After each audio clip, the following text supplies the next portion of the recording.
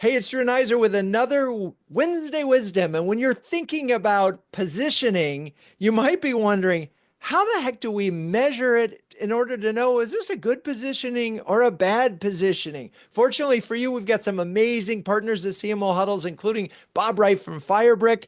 Bob, how the heck do you measure positioning?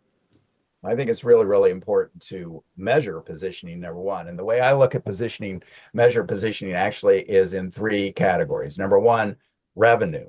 Are you moving the revenue needle? In other words, good positioning should improve your win-loss ratio. Secondly, it should help you command a premium ACV.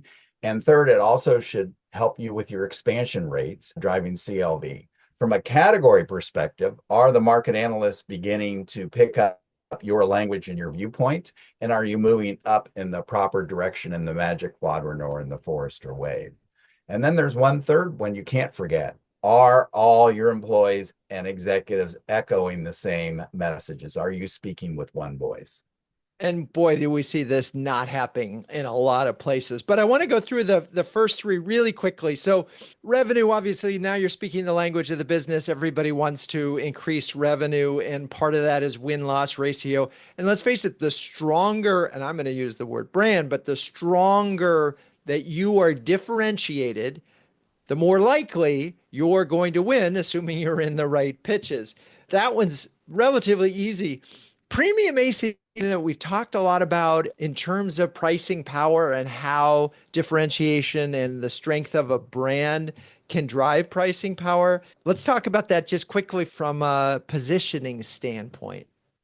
Yeah, that's a really good one. I hear this all the time from executives. The value I deliver is so big, and we're getting $30,000 a deal or $70,000 a deal.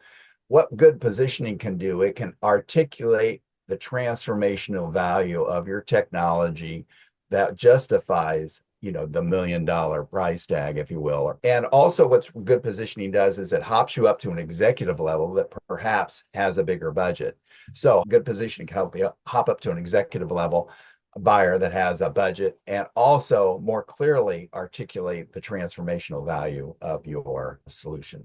Since we talked about measurement as a gateway to this conversation, and then you mentioned analysts, obviously that's easy to measure. Are you moving up the quadrants? Are you getting covered? Employees, also in my mind, is probably relatively easy to measure because you can find out what they're saying. You can monitor what they're saying, and you can see if they're actually, singing from the same page of music, so to speak. Yeah, one of the problems I see, how do you know you have a positioning problem, is every sales rep is using a different deck.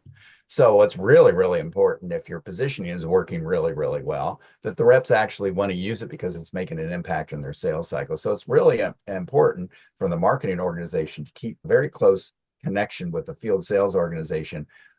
What part of this story is actually working, what's not working, what's helping move the needle, so you can again keep that one voice very tight throughout the organization, but particularly it begins with the sales organization.